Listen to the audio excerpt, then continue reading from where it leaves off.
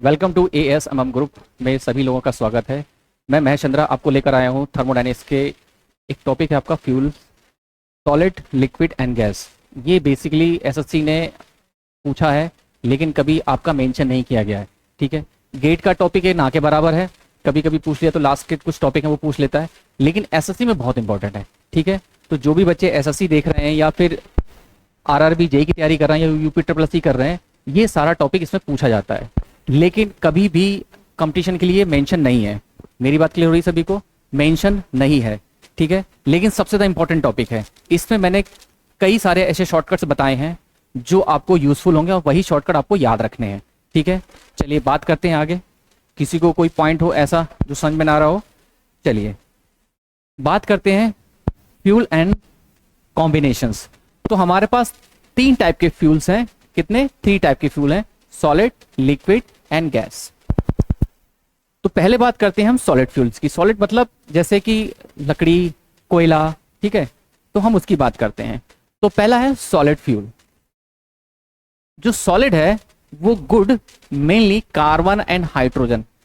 Solid fuel में क्या होता है? कार्बन एंड हाइड्रोजन होता है। मतलब हिंदी में बोलेंगे अच्छा, मुख्यतः कार्बन हाइड्रोजन का स्रोत होता है, जिसकी कैलोरीफिक वैल्यू है 19700 किलोजूल पर केजी। और आपको सिर्फ इतनी सी बात याद है कि आपको पूछेगा वो सॉलिड में क्या होता है, तो हाइड्रोकार्बन्स होते हैं। सॉलिड में क्या होते हैं? हाइड्रोकार्बन्स होते हैं। ठीक है, दूसरा है कोल, मतलब हिंदी में बोलते हैं कोयला। Contain carbon, hydrogen, sulphur, moisture and ash. इतनी बात क्लियर हुई? कोल है तो उसमें क्या है? कार्बन है, हाइड्रोजन है, सल्फर है, मॉइस्चर है, ये सब पूछेगा। ठीक है, आपको इतनी बात याद रखनी है। दूसरी बात, एक पूछा था एसएससी ने कि सल्फर की मात्रा कितनी होती है कोल में, तो वो होती है 3.5% सल्फर कंटेंट। कितना होता है? 3.5 कंटेंट। ठीक है, इतनी बात क्लियर हुई। और ये एसएससी पूछ भी चुका है। ये जितने भी टॉपिक लिखे हुए हैं सब एसएससी ने पूछ चुका है यहाँ पे। ठीक है, चलिए इतना नोट करिएगा। और बेटा ध्यान रखिएगा, जो भी बच्चा देख रहा है इसको, आप प्रॉपर नोट्स बनाइएगा। नोट्स में कोई दिक्कत आती है बनाने में, कोई पॉइंट नहीं समझ में आता था, आप हमको कॉल कर लीजिए, व्हाट्सअप कॉल कर लीजिए, जैसा मन में आए, लेकिन आपको डाउट नहीं होना चाहिए। ठीक है, आप नोट्स प्रॉपर बनाइए। हम न्यूमेरिकल पोर्शंस के आपको PDF प्रोवाइड करेंगे, जहां पर आपको लाइव क्लासेस चल रही हैं वहां पर हम आपको नोट्स भी प्रोवाइड करेंगे। ठीक है, लेकिन ये इसके नोट्स नहीं मिलेंगे, ये आपको प्रॉपर लिखना है। ठीक है, क्यों? क्योंकि अगर आप प्रॉपर नोट्स हम आपको भेज देंगे तो आप बिल्कुल भी कुछ नहीं समझ पाएंगे, क्योंकि जो हैंड रिटन अपनी तरीके से करते हैं वो अच्छे से समझ में आता है, इसीलिए हम आपको प्रोवाइड नहीं कर रहे हैं। ये आपको हैंड रिटन में आपके नोट्स बनाने हैं। चलिए नोट कर लिया सबने। नेक्स्ट पॉइंट है पैट। पैट का मतलब होता है कि कुछ इस तरीके से दिखेगा। कोयला जो है वो कुछ इस तरीके से दिखेगा, यानी कि जब आप लकड़ी जलाते हैं तो first stage formation of coal from wood, मतलब वुड को जब हमने लकड़ी को जलाया तो सबसे पहला जो बनेगा वो क्या बनेगा? पैट बनेगा। लकड़ी से कोयला बनाने का पहला चरण ये क्या है? ये पहला चरण है। दूसरा है पॉइंट है इट्स मॉइस्चर कंटेंट कितना है? 30%। इसमें कितना है? 30%। और इसको 1 से 2 महीने रखने के बाद इसको यूज किया जाता है। इसमें लिखा है इसमें नमी 30% होती है। इसका उपयोग 1 से 2 महीने पहले रखने के बाद किया जाता है। पहले रखने के बाद किया जाता है। ठीक है, कुछ इस तरीके से कलर रहेगा, आपको दिख रहा होगा, कुछ इस तरीके से कलर रहेगा। It use and domestic fuel कहां यूज होता है? यूरोप एंड रशिया में। ज्यादातर इसका यूज करते हैं यूरोप एंड रशिया में। चलिए इतनी बात क्लियर हुई। और इसका पावर जनरेशन में भी इस्तेमाल करते हैं। ठीक है, और ये इंडिया में do not use in India, ये भारत में इस्तेमाल नहीं होता है। क्यों नहीं होता है? It has smoke flame and ये बहुत ज्यादा धुएं के साथ जलता है, स्मोक के साथ जलता है, जिसकी कैलोरीफिक वैल्यू कितनी है? 23,000 किलो जूल पर केजी। ठीक है, 23,000 किलो जूल पर केजी इसकी कैलोरीफिक वैल्यू है। नेक्स्ट है लिग्नाइट कोल, या जिसको बोला गया है ब्राउन कोल या ब्लैक कोल। लिग्नाइट कोल या भूरा कोल कोयला या काला कोयला। ठीक है, इसमें थोड़ा सा ब्राउन कलर की थोड़ा सा उभरा हुआ रहता है, दिखेगा कि हाँ थोड़ा सा ब्राउन ब्राउन कलर आ रहा है। तो इसमें क्या होता है ये इंटरमीडिएट स्टेज है पेट एंड कोल, पेट की और कोल की, ठीक है। कोल हाई मॉइस्चर 40 to 60% कार्बन होता है, इसमें ज्यादा मॉइस्चर होता है, और कार्बन कितना है 40 से 60। और बेटा आपको ये बात याद रखनी है, कितना हर बार में कार्बन की बात पूछेगा, ठीक है, ज्यादा आपसे कुछ नहीं पूछेगा, या कैलोरीफिक बारे में पूछेगा, ठीक है, इतना नोट कर लीजिए। चलिए, highest low heat break easily, मतलब ये हाईएस्ट लो हीट पर आसानी से टूट जाता है। इस problem burn smoke flame local usually, ये स्मोक के साथ जलता है और क्या होता है लोकल के लिए इस्तेमाल किया जाता है। लोकल का मतलब घरों में, ठीक है। लिग्नाइट कोयला, जिसे भूरा कोयला भी कहा जाता है, सबसे निम्न श्रेणी का कोयला है जिसमें कार्बन की मात्रा सबसे कम होती है। लिग्नाइट का तापमान कम होता है और नमी की मात्रा अधिक होती है। इसका उपयोग मुख्य रूप से बिजली उत्पादन में किया जाता है, जिसकी कैलोरीफिक वैल्यू 25,000 किलो जूल पर केजी होती है।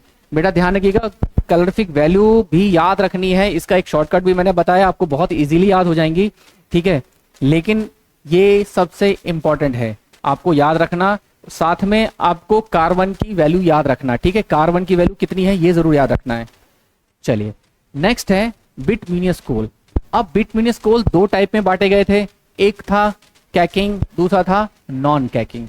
अब ये कैकिंग और नॉन कैकिंग क्या होता है, ये हम आगे पढ़ते हैं, ठीक है। तो बिटुमिनस कोल क्या है, नेक्स्ट स्टेज ऑफ लिग्नाइट कोल की, ये नेक्स्ट स्टेज है, मतलब आगे जला उसके बाद क्या बना, बिटुमिनस कोल बना, किसका, लिग्नाइट। तो लिखा हुआ है next stage of lignite, moisture कितना है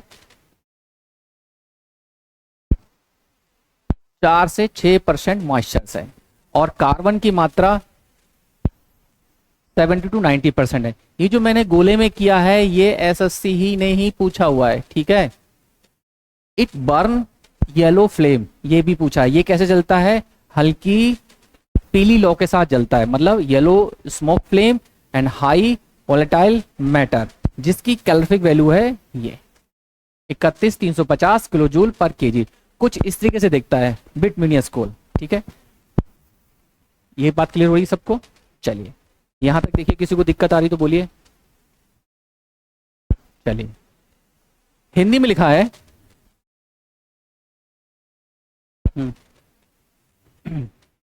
यहां तक देखिए, ये कोयला अच्छी गुणवत्ता वाला माना जाता है, ठीक है। इसमें कार्बन वही 70 to 90% तक पाई जाती है। ये ठोस अपवाद, ये चट्टान है जो काली या भूरे रंग की होती है, काली या भूरे रंग की होती है। इसे स्टीम तथा इलेक्ट्रिक संचालित ऊर्जा में, इंजन में, मतलब जहां पर स्टीम का जनरेशन हो रहा है, मतलब पावर जनरेट कर रहे हैं, ठीक है, जहां पर इलेक्ट्रिसिटी बनाई जा रही है, भाई पावर प्लांट वही है, ठीक है, ऊर्जा में, इंजन में होता है। कोयले से कोक का निर्माण होता है, कोयले से, क्या ध्यान रखिए, कोयले से कोक का निर्माण होता है। क्या होता है, कोयले से कोक का निर्माण होता है। बात करते हैं कोक होता क्या है, आगे बात करेंगे। बिटुमिनस कोयला क्या है और इसका उपयोग कैसे किया जाता है, तो मैंने कुछ चीजें हिंदी में एक्स्ट्रा भी लिख दी हैं। बिटुमिनस कोयला, जिस कभी कभी सॉफ्ट कोल के रूप में जाना जाता है, ये एक प्रकार का कोयला है जिसका उपयोग बिजली उत्पादन और स्टील निर्माण सहित विभिन्न उद्देश्यों के लिए किया जाता है। इसमें लिग्नाइट की तुलना में अधिक कार्बन सामग्री और ऊर्जा घनत्व होता है, जो इसे एक कुशल ईंधन बनाता है। हिंदी वाले समझ गए होंगे सारी बात, ठीक है। चलो, ये कोयला एक काली या भूरे काली परतदार उपस्थिति के साथ ठोस होता है। यह उन परिस्थितियों में बनता है जहां कार्बन पदार्थ भारी, मतलब जहां पर कार्बन पे ज्यादा दबाव लग रहा होगा और जहां ज्यादा गर्मी होगी, ठीक है, तब ये वहां पदार्थ बनता है या गर्मी के अधीन होता है। बिटुमिनस कोयला उच्च तापमान पर जलता है और इसमें लिग्नाइट तुलना में अधिक ऊष्मा का मान होता है। इसका उपयोग बिजली बनाने, स्टील बनाने और अन्य उद्योग में प्रक्रिया में किया जाता है। ठीक है, मैं पहले भी जान चुके कि इसका उपयोग कहाँ हो रहा है, स्टील में हो रहा है, और औद्योगिक प्रक्रियाओं में मतलब औद्योगिक इंडस्ट्रीज में इसका उपयोग किया जा रहा है। अब बात करते हैं coking and non coking coal क्या होते हैं। बहुत इंपॉर्टेंट है, पूछा भी जा चुका है कि कुकिंग एंड नॉन कुकिंग कोयला क्या होता है। तो लिखा हुआ है, पहले हम बात करें कुकिंग कोल की। इस प्रकार के कोयले को उच्च तापमान कार्बनिक कारण के अधीन योगा कारक के अधीन किया जाता है, अर्थात हवा की, यहां से इंपॉर्टेंट है, हवा की अनुपस्थिति में 600 डिग्री सेल्सियस से लेकर 1100 डिग्री सेल्सियस से ऊपर तापमान पर गर्म किया जाता है। तो कोक नामक एक ठोस, कैसा मिलता है, एक ठोस सॉलिड पदार्थ, ठोस झरझरा अवशेष बनता है। इसको स्टील प्लांट में या स्टील बनाने के लिए लोहा आवश्यक है और चूना पत्थर के साथ ब्लास्ट फर्नेस में डाला जाता है।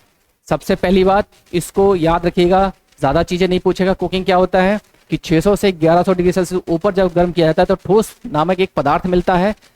ठीक है, जिसको हम क्या कहते हैं, कोक कहते हैं।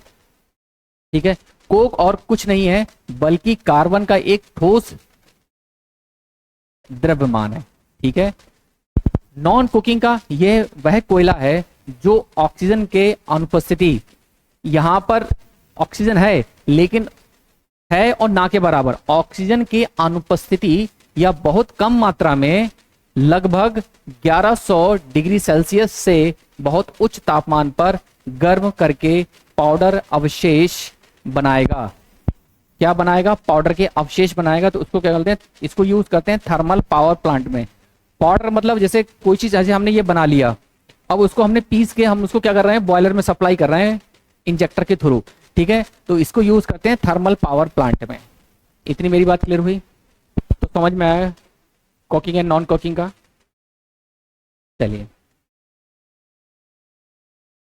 कैकिंग bituminous coal, this documents describe the property of caking bituminous coal including its tendency of swell. जब इसको गर्म करेंगे तो ये थोड़ा सा फूल जाएगा। When heated from the paste mass and produce long flame, क्या हो जाएगा, थोड़ा सा फूल जाएगा। जो भी हमने मास उस पर लगाया हुआ है या जो भी हमने जैसे मान लीजिए जलाने के लिए हेल्प करते हैं ना, जैसे कैरोसिन डाल दिया, कुछ ना कुछ हेल्पिंग मटेरियल डाल दिया, ठीक है, तो वो यूज कर रहे हैं और वो फूल जाएगा।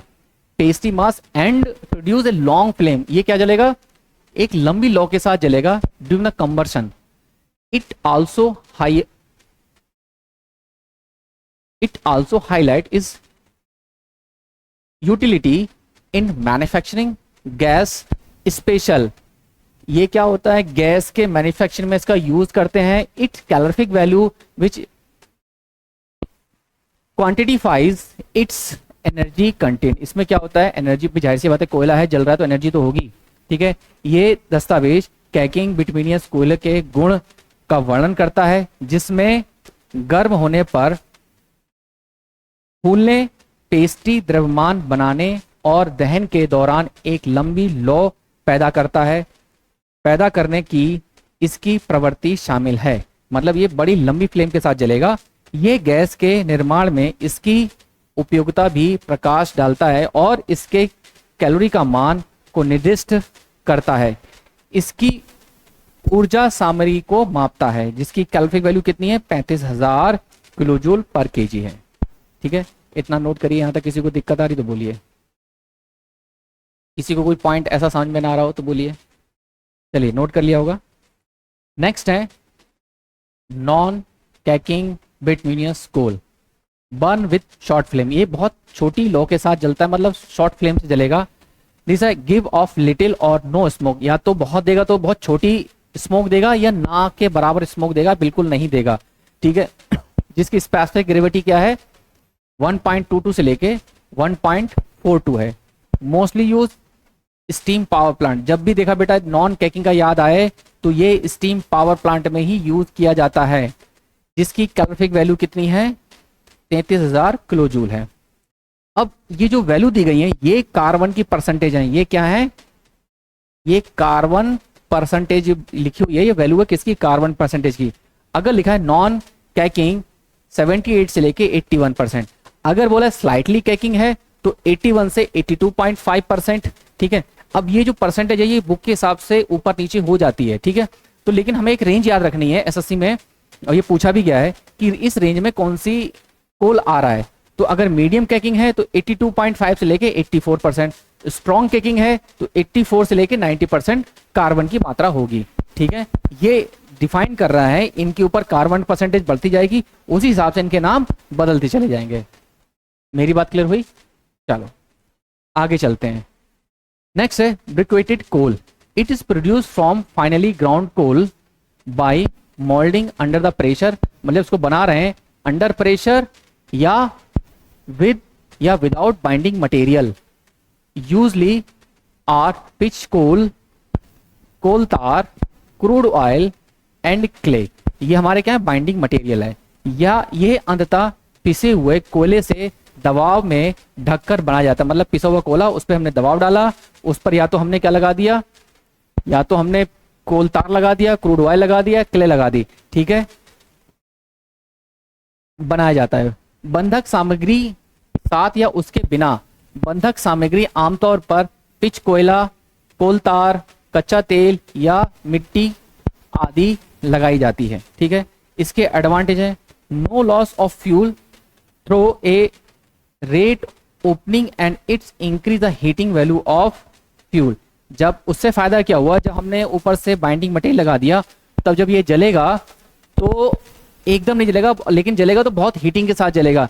ईंधन की कोई हानि नहीं होती है, जिससे दर में वृद्धि होती है और ईंधन का ताप मूल्य बढ़ता है। मतलब जो हमने कोयला था जो बनाया था उसमें कोई हानि नहीं होगी बाइंडिंग मटेरियल की हेल्प से, ठीक है। अब वो क्या होगा, जिसकी दर में वृद्धि, मतलब दर में मतलब हीटिंग में वृद्धि हो जाएगी और ईंधन का तापमान भी बढ़ जाएगा। भाई जाहिर सी बात है, जब हीटिंग वैल्यू बढ़ेगी तो उसका तापमान भी, मतलब टेम्परेचर भी बढ़ेगा, ठीक है। नेक्स्ट है कुछ इस तरीके से कोयला है, मतलब हमने देखा होगा ना, इसको पीस के जब बनाया गया है तो ब्रिकेट कोल या कोयले की ईंट एक ईंधन है जो कोयले के पाउडर या अन्य दहनशील पदार्थों को दबाकर बनाया जाता है। यह ईंधन आमतौर पर पारंपरिक खाना पकाने, आग जलाने के लिए उपयोग किया जाता है। कुछ इस तरीके से डायग्राम में दिख रहा होगा, कुछ इस तरीके से आपका कोयला है, ठीक है। कभी कभी बोलते हैं ना पत्थर का कोयला, इस तरीके से हमने देखा होगा आपने, उसको पीस कर बनाया जाता है। नेक्स्ट है एंथ्रेसाइट। ये सबसे बेस्ट कोल की क्वालिटी है, और एंथ्रेसाइट क्या होता है, शाइनिंग ब्लैक कोल होता है। जैसे दिख रहा है ना आपको डायग्राम में, ये इस तरीके से शाइनिंग दे रहा होगा। तो लिखा है 90% more than percentage of carbon. Final stage, ये फाइनल स्टेज है किसकी, कोल की। Final stage very hard and shining black, क्या है, हार्ड रहेगा और शाइनिंग ब्लैक रहेगा, थोड़ी शाइनिंग मारेगा। देखो जैसे ये पिक्चर में शाइनिंग मांग रहा है, ठीक है।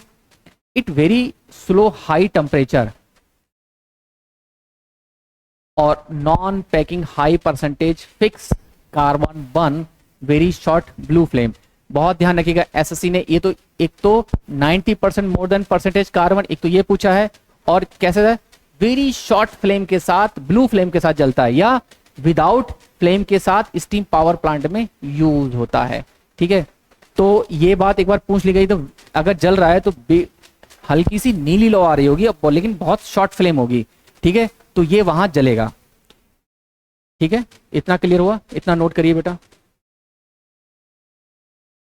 चलो, एंथ्रेसाइट कोला को हिंदी में एंथ्रेसाइट कोयला या कठोर कोयला भी कहा जाता है। ये कोयला सबसे उच्च गुणवत्ता वाला प्रकार है जो कठोर, चमकदार और काले रंग का होता है। इसमें कार्बन की मात्रा सबसे अधिक होती है, 86 से 90, जैसे हमने बोला 90% से मोर देन, 90% से मोर देन। और वाष्पशील पदार्थ की मात्रा सबसे कम, मतलब इसमें मॉइस्चर जो है वो 2 से लेके 12% होता है। भाई मॉइस्चर नहीं होगा तो जलने की क्षमता उसकी वैसी बढ़ जाएगी। विशेषतः एंथ्रेसाइट कोयला अन्य प्रकार के कोयले की तुलना में सबसे अधिक ऊर्जा पैदा करता और कम धुआं पैदा करता है। इसका उपयोग मुख्यतः रूप से धातु उद्योग, बिजली घरेलू हीटिंग में किया जाता है। एंथ्रासाइट कोयला अन्य प्रकार के कोयले की तुलना में कम पाया जाता है, मतलब दुर्भाग्यता यह है कि ये बहुत कम मात्रा में पाया जाता है। उत्पादन संयुक्त राज्य अमेरिका, इसका अधिकांश उत्पादन पेंसिल्वेनिया के साथ अपलासियन क्षेत्र में होता है, मतलब इंडिया में इसका तिलदी उत्पादन नहीं हो रहा है। ठीक है, ज्यादातर कहाँ होता है? संयुक्त राज्य अमेरिका में। इतना नोट करिए। अगर बेटा किसी को दिक्कत आ रही हो, किसी को कुछ पॉइंट समझ में ना आ रहा तो पूछ लीजिएगा। ठीक है, यहाँ तक बहुत सारे टॉपिक्स हैं और बहुत सिंपल है, ज़्यादा आपको नहीं पढ़ना है, शॉर्टकट ध्यान रखना है, शॉर्टकट से सारी चीज़ें आपकी हो जाएंगी। ठीक है, चलिए इतना नोट कर लिया। नेक्स्ट है वुड चारकोल, जिसे हिंदी में बोलते हैं लकड़ी वाला कोयला या लकड़ी का कोयला बोलते हैं ना। ठंड आ जाएगी तो क्या बोलेंगे? लकड़ी का कोयला ले आओ। तो वो क्या है? वो वुड चारकोल है। ठीक है, लकड़ी का कोयला, वुड चारकोल को हिंदी में लकड़ी का कोयला या कोयला ही कहते हैं। इसे अंग्रेजी में चारकोल कहते हैं। कहा जाता है ये लकड़ी को कम ऑक्सीजन वाले वातावरण में गर्म करके बनाया जाता है। मतलब ध्यान रखिएगा, इसको कम ऑक्सीजन वाले एटमॉस्फेयर में रखकर गर्म करके बनाया जाता है, जिससे पानी और अन्य वाष्पशील पदार्थ निकल जाते हैं और कार्बन के अवशेष बच जाते हैं।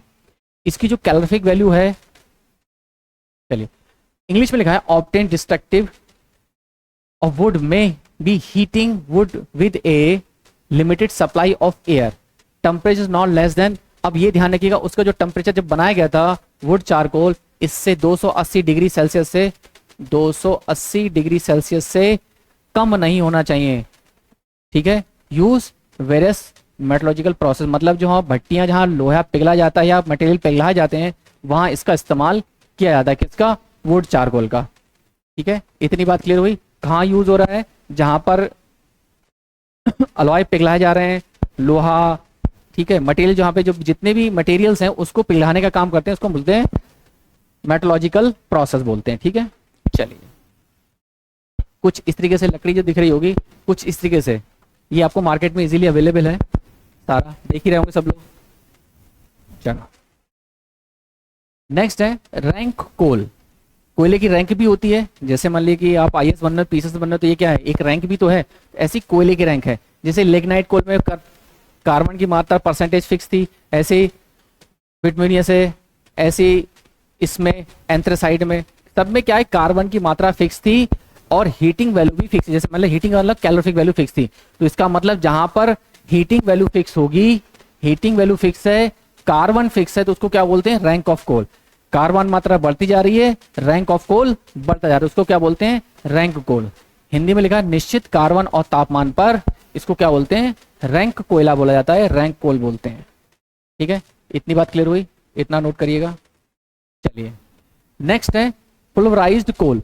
पुल्वराइज्ड कोल कुछ नहीं है बेटा, जब हम पावर प्लांट में कोयले को इस्तेमाल करते हैं तो पीस देते हैं। ठीक है, बारीक बारीक पीस दिया और उसको इंजेक्टर मतलब नोजल के थ्रू उसको हम बॉयलर में सप्लाई करते हैं, जिससे कि हीटिंग वैल्यू उसकी बढ़ जाती है।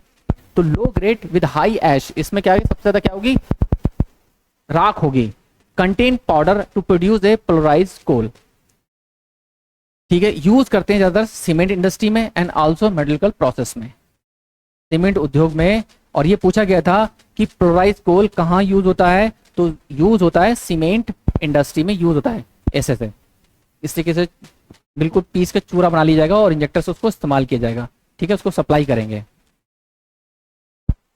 चलिए नेक्स्ट है अब देखिए बेटा, ये जो लिखा हुआ है ये एक शॉर्टकट है।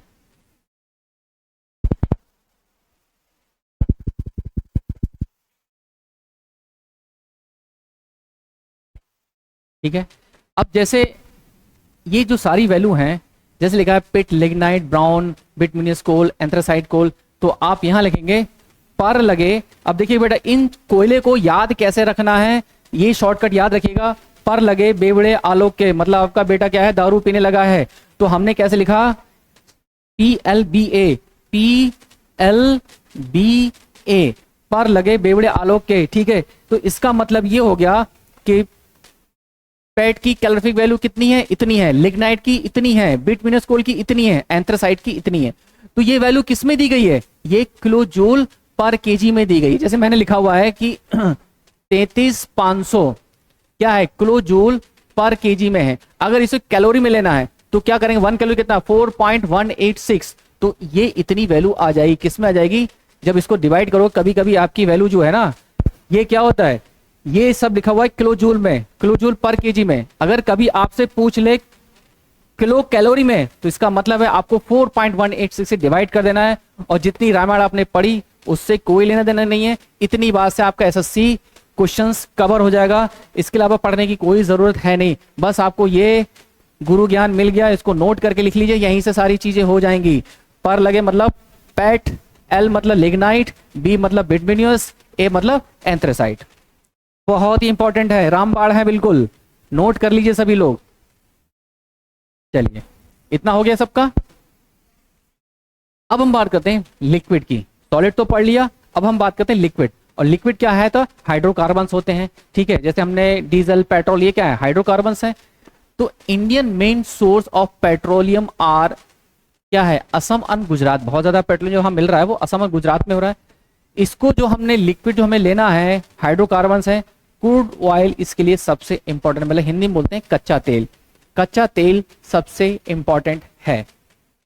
क्रूड ऑयल बेसिकली डिस्टिलेशन से निकाला जाता है। बेटा ध्यान रखिएगा, ये पूछा गया है क्रूड ऑयल कैसे निकालते हैं, डिस्टिलेशन से निकालते हैं या बोलते हैं फ्रैक्शनल।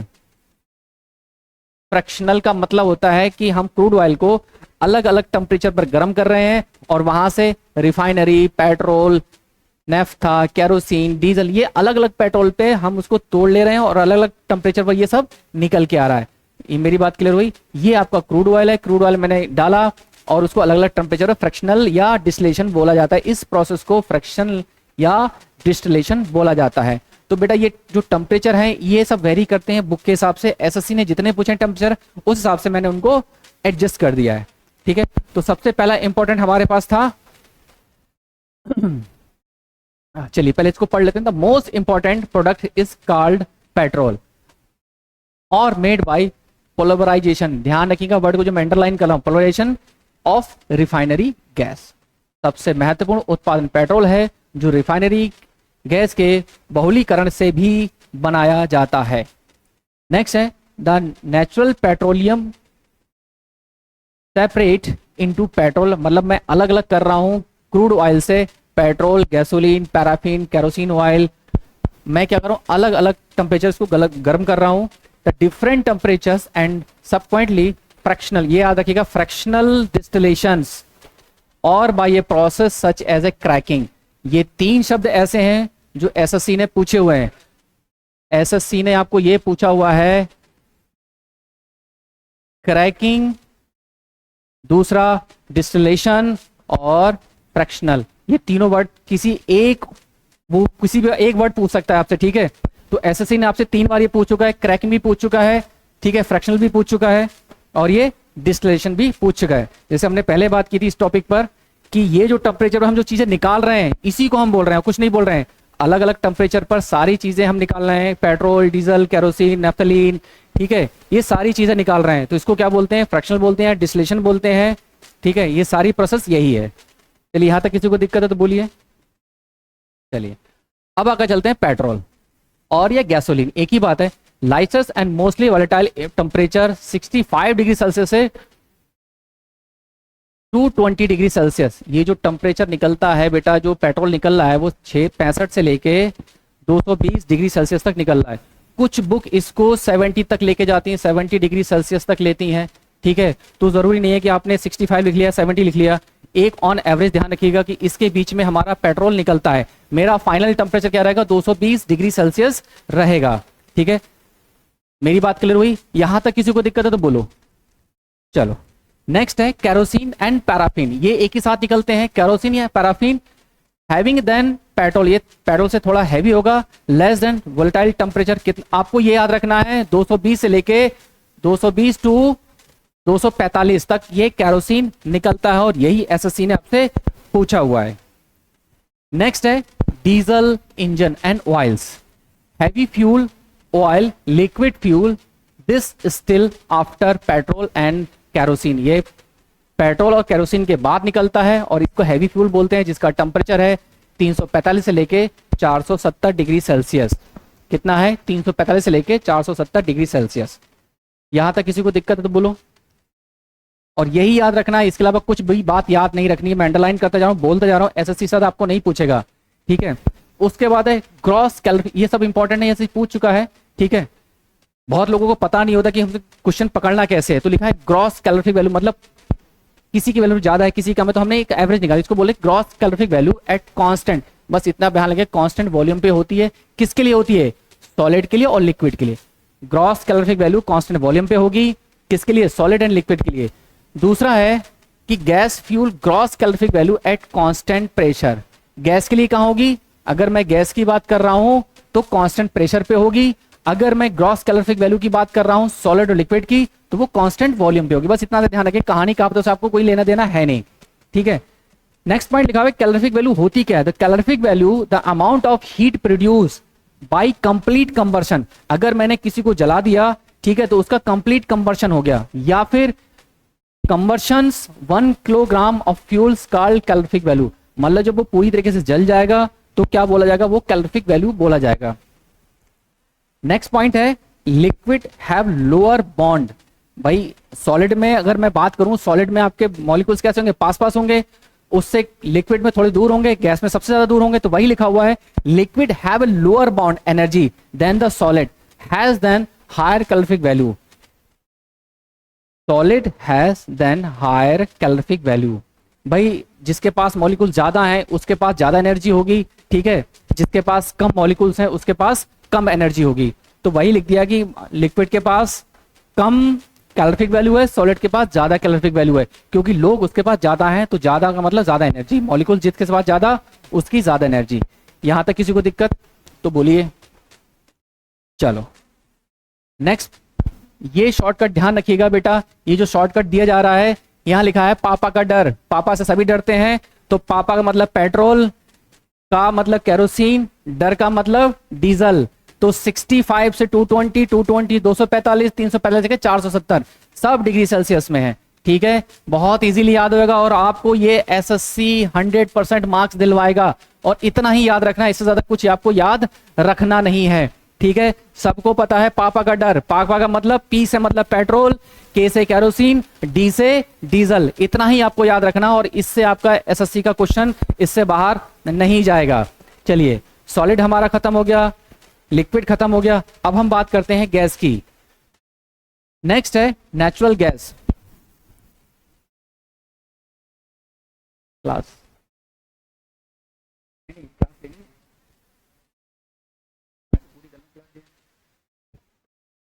ठीक है। नेक्स्ट है हमारा टॉपिक है नेचुरल गैस या प्राकृतिक गैस। प्राकृतिक गैस मतलब जैसे मान लीजिए कि एक तरीके से दूसरी भाषा में समझे, जैसे मान लीजिए कोई घर पे बहुत ज्यादा से कूड़ा पड़ रहा है, ठीक है, आसपास कूड़ा पड़ रहा है, तो आपका जो कूड़ा है वो गंदी महक आने लगती है ना, तो इसका मतलब है कि उसमें मीथेन बनना शुरू हो गई। तो ये जो नेचुरल गैस है वो कॉम्बिनेशन ऑफ मीथेन या CH4 या इथेन, जिसकी कैलोरिफिक वैल्यू है 21,000 किलो जूल पर केजी, ठीक है।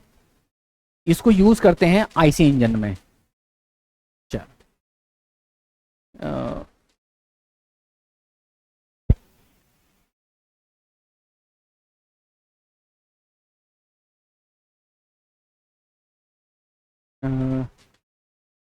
ये बेटा यहाँ पर केजी नहीं है, ये पर मीटर क्यूब है। जो भी हम सॉलिड की बात कर रहे थे, सॉलिड की, वो किलोजूल पर केजी में चल रहा था। जब भी हम गैस की बात करेंगे, ये किलोजूल पर मीटर क्यूब मतलब लीटर में चलेगा, ध्यान के वॉल्यूम में चलेगा। लीटर मतलब लीटर होगा या लीटर लिखा होगा बेटा पेपर में, या आपको वॉल्यूम लिखा होगा। तो जो भी हम गैस नापेंगे वो वॉल्यूम में नापेंगे, इतना ध्यान रखिएगा। तो लिखा हुआ है प्राकृतिक गैस, नेचुरल गैस एक जीवाश्म ईंधन है जो मुख्य रूप से मीथेन से बना होता है। ये पृथ्वी के नीचे चट्टानों में पाया जाता है और इसका उपयोग बिजली उत्पादन, घर में गर्मी तथा अन्य उद्देश्यों के लिए किया जाता है, ठीक है। जैसे बोले जीवाश्म पृथ्वी के नीचे मिला है, ठीक है, तो वो उससे जो गैसेस बन रही हैं वहां से हम इसको लेते हैं, इसको बोलते हैं नेचुरल गैस, ठीक है। प्राकृतिक गैस, जिसमें जीवाश्म गैस भी कहा जाता है, ठीक है, एक प्राकृतिक गैस के रूप में पाया जाने वाला हाइड्रोकार्बन गैस मिश्रण है जिसमें मुख्य रूप से मीथेन होता है, लेकिन इसमें आमतौर पर उच्च एल्कलाइन की अलग अलग मात्रा, कभी कभी carbon dioxide, nitrogen, hydrogen, sulphur, helium एक छोटा प्रतिशत शामिल होता है। मीथेन प्राकृतिक गैस 70 to 90% हिस्सा बनाती है। जैसा कि नाम और परिभाषा से पता चलता है कि पूरी तरह से प्राकृतिक गैस है, और क्योंकि ये लाखों सालों से धरती की सतह में नीचे दबे मृत जानवरों से आती है, इसीलिए हम इसे गैर नवीकरण कहते हैं। अगर ये खत्म हो जाए तो हम और उत्पादन नहीं कर सकते, ठीक है। इसीलिए प्राकृतिक गैस की कीमतों में दीर्घकालीन रूप से प्रभावित करने वाले सबसे बड़े कारकों में से एक हरित ऊर्जा या नवीनीकरण ऊर्जा है, ठीक है। इतनी बात क्लियर हुई। चलिए, जैसे हमने यूज किया, जैसे ये गैस टरबाइन है, यहां से हम क्या कर रहे हैं, नेचुरल गैस यूज कर रहे हैं, और हमारी कंप्रेसर है, ये हमारा कंबस्शन चैम्बर, ये हमारी टरबाइन है, यहां से हम क्या चला रहे हैं, हमारा जनरेटर चला रहे हैं, ठीक है। जो जितनी भी फायरिंग करते हैं वो नेचुरल गैस से फायरिंग करते हैं। जहां भी बिजली बन रही है वहां पर हम क्या कर रहे हैं, नेचुरल गैसेस का यूज कर रहे हैं। मेरी बात क्लियर हुई। और ये डिटेल में हमें गैस टरबाइन में पढ़ना ही पढ़ना है, ठीक है। इतनी बात क्लियर हुई। यहां तक किसी को दिक्कत तो बोलिए। नेचुरल गैस का यूज पावर प्लांट में होता है, स्टीम पावर प्लांट में होता है, ठीक है। चलिए, नेक्स्ट है कोल गैस। इसमें H2 कार्बन मोनोऑक्साइड, हाइड्रोकार्बन, इसको यूज करते हैं boiler, steam, sometime commercial use, को कभी कभी कमर्शियल यूज में भी लगाते हैं। It's power by carbonisation of coal. ये किससे हो रहा है, कोल से ही हो रहा है सब कुछ। Highest calorific value of coal gas. Coal gas एक ज्वलनशील गैस, ये ईंधन है जिसे कोयले से बनाया जाता है। ये मुख्य रूप से हाइड्रोजन, मीथेन और कार्बन मोनोऑक्साइड का मिश्रण होता है।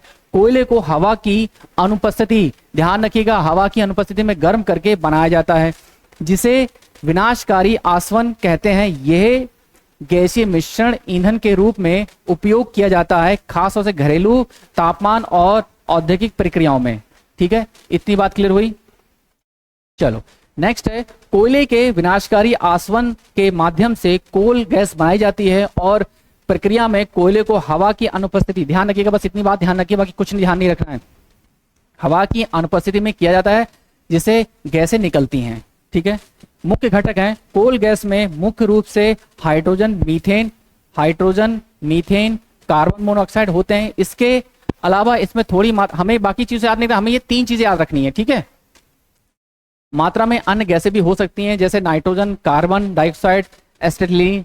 बाकी हमें कोई लेना देना नहीं है, हमें एसएससी ने जो पूछा है मैं बात करता चल रहा हूं, ठीक है। यहां तक नोट करिए। इसका उपयोग, कोल गैस का उपयोग ईंधन के रूप में किया जाता है, जैसे घरेलू औद्योगिक प्रक्रियाओं में बिजली बनाने में। कोल गैस के फायदे, कोल गैस का एक फायदा यह भी है कि यह एक ज्वलनशील ईंधन है और विभिन्न प्रकार के अनुप्रयोगों उपयोग किया जाता है, मतलब बहुत तरीके से इसको उपयोग कर सकते हैं। नेक्स्ट है कोक ओवन गैस। ये जैसे हमारा जो देख रहे हैं डायग्राम में कि कोयला जल रहा है और यहां से जो गैस निकल रही है उसका यूज कर रहे हैं। Coke oven gas obtain during the production of Coke. Coke को जला के जो बनाया जाता है, हीटिंग बिटुमिनियस कोल।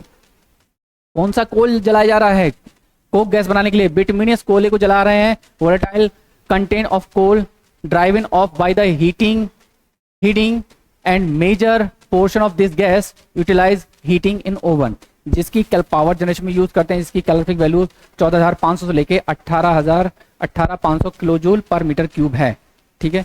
जैसे हिंदी में लिख दिया गया है, कोक ओवन गैस कोक बनाने की प्रक्रिया का एक उत्पादन है। बिटुमिनियस कोल, सबसे पहले ध्यान रखना किसको बनाई गई थी? बिटुमिनियस कोल। और हवा की अनुपस्थिति में, हवा की 900 डिग्री सेल्सियस से लेके 1000 डिग्री तक गर्म करके कोक बनाया जाता है। ध्यान रखिए कोक कैसे बनता है? 900 डिग्री सेल्सियस से लेके 1000 डिग्री सेल्सियस, लेकिन एयर की अनुपस्थिति में। और इस प्रक्रिया में कोक ओवन गैस निकलती है, बस इसका यूज कर लेंगे। इसमें मुख्य रूप से hydrogen, carbon monoxide, methane, carbon dioxide और कुछ मात्रा में, भारी मात्रा में वाष्प हाइड्रोजन भी होती है, ठीक है। चलो इतना नोट करो बेटा। चलो नेक्स्ट है ब्लास्ट फर्नेस गैस। भाई लोहे को पिघला के, ये डायग्राम आपने देखा होगा, पढ़ा भी होगा अपने डिप्लोमा बीटेक में।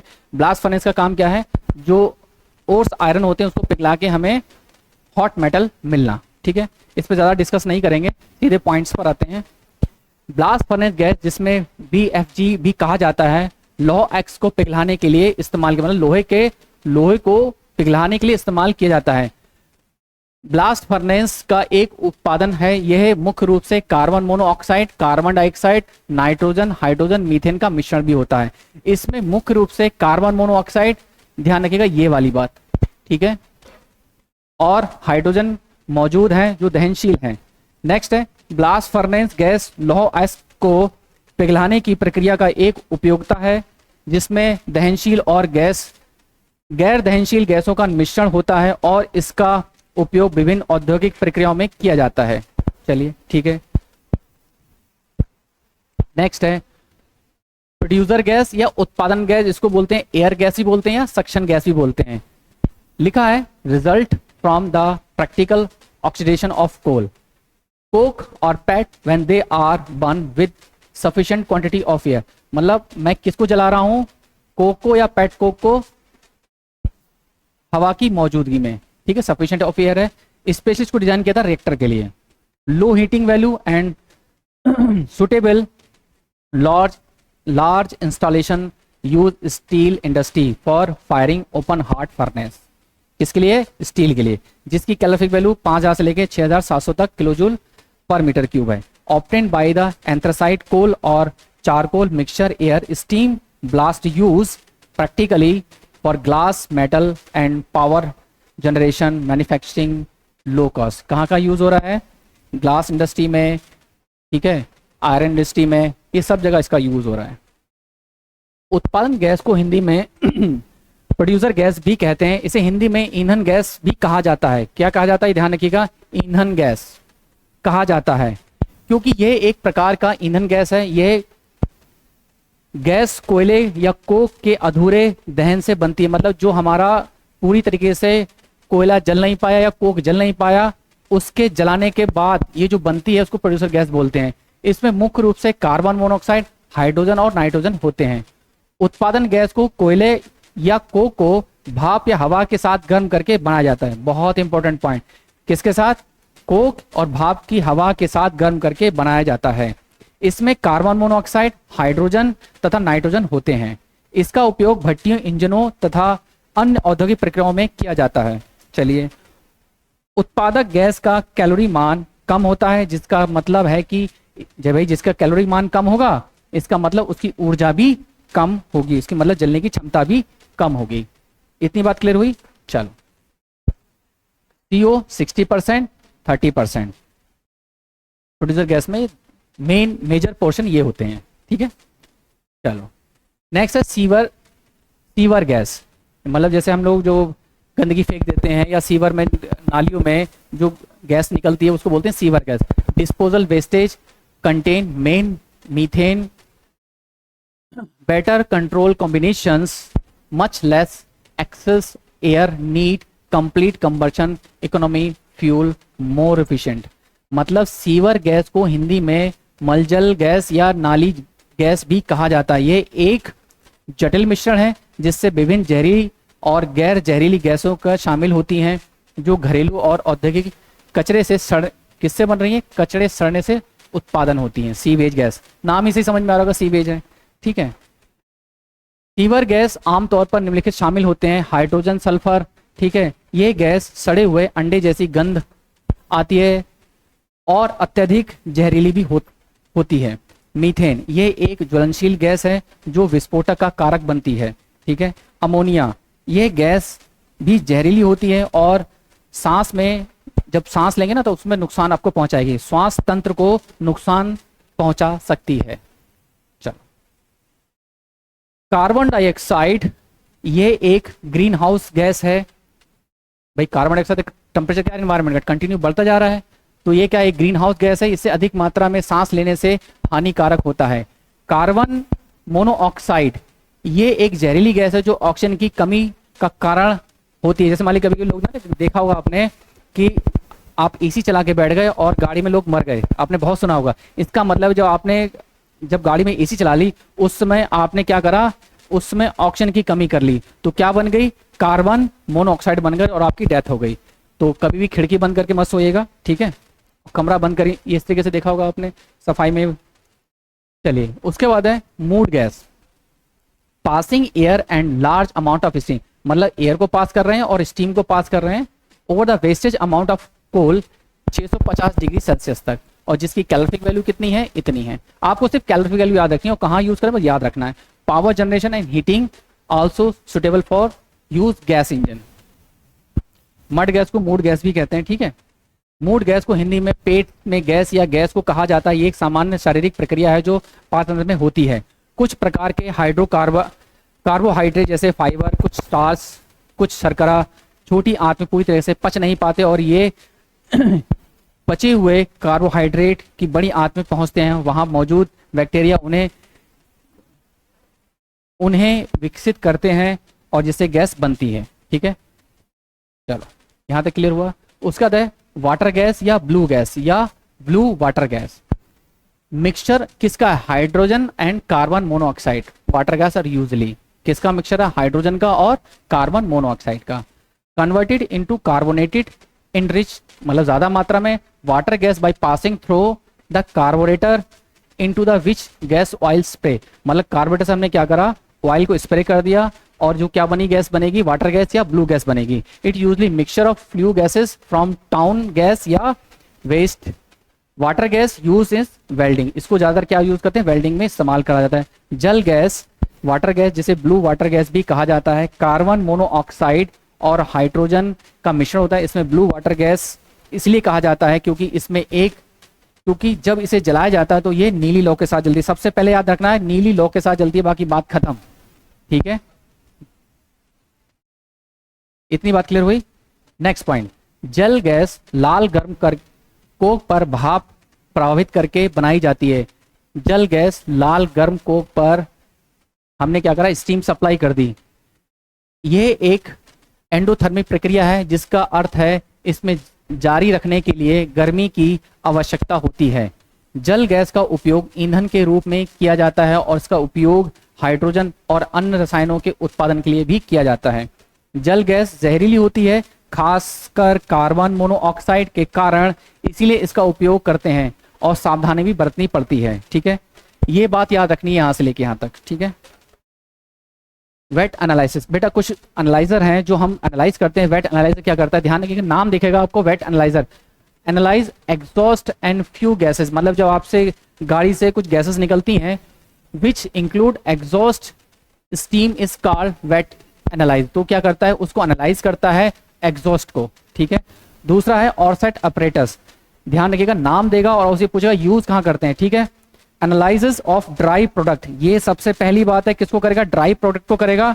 ऑफ कॉम्बिनेशन और set check combinations efficiency of the boiler and combinations of fuel gases. किसकी बात कर रहा है, फ्यूल गैसेस की बात कर रहा है, कॉम्बिनेशंस की। चलिए, ऑरसेट उपकरण, हिंदी में ऑरसेट उपकरण ही कहा जाता है। ये एक प्रयोगशाला उपकरण है जिसका उपयोग गैस नमूनों, खासकर फ्लू गैसेस में मौजूद गैसों की मात्रा निर्धारित करने के लिए किया जाता है, जैसे कि ऑक्सीजन, कार्बन मोनोऑक्साइड और कार्बन डाइऑक्साइड, ठीक है।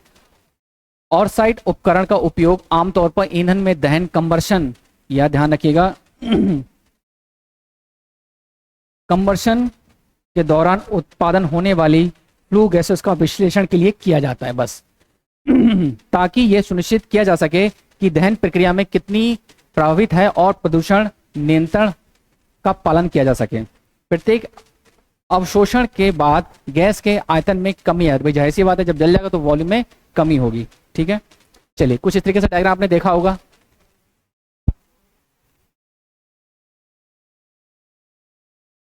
चलो, उसके बाद है बॉम्ब कैलोरीमीटर। बॉम्ब कैलोरीमीटर आएगा तो ध्यान रखिएगा, पहले तो कांस्टेंट वॉल्यूम की बात करेंगे। Bomb calorimeter is solid and liquid defined by bomb calorimeter, ठीक है। किसकी बात करता है, सॉलिड और लिक्विड की बात करता है कौन, बॉम्ब कैलोरीमीटर, ठीक है। कुछ इस तरीके से होगा।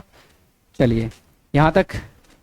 बॉम्ब कैलोरीमीटर एक ऐसा उपकरण है जिसका उपयोग किसी पदार्थ के दहन में ऊष्मा को नापने के लिए किया जाता है। क्या है, दहन में ऊष्मा को नापने के लिए किया जाता है, जिसे कैलोरीफिक का मान या ऊष्मीय मान भी कहा जाता है। ये बॉम्ब इसीलिए कहा जाता है क्योंकि ये एक मजबूत बंद बर्तन होता है जो उच्च दबाव के सामना कर सकता है। यह उपकरण आमतौर पर दहन की ऊष्मा या किसी पदार्थ के कैलोरी के मान को निर्धारित करता है। ईंधन जैसे कोयला, तेल, प्राकृतिक गैस कैलोरी मान को नापने के लिए किया जाता है। ये इंपॉर्टेंट पॉइंट है। चलिए, खाद्य पदार्थ और पदार्थों की कैलोरी की मात्रा निर्धारित करने के लिए किया जाता है। सामग्री के दहन के गुणों का अध्ययन करने के लिए ऊष्मा रसायन थर्मोडायनेमिक में प्रक्रियाओं के ऊष्मा को नापने के लिए किया जाता है। ठीक है, चलिए यहाँ तक रखते हैं। Thank you. किसी को कोई दिक्कत आ रही हो तो पूछ लीजिएगा, बहुत ही सिंपल है। और जितने पॉइंट्स हमने समझाए गए हैं सारे के सारे एसएससी में आए हैं, ऐसा कोई पॉइंट ऐसा हो जो एसएससी में नहीं आया है। चलिए, thank you for watching my video.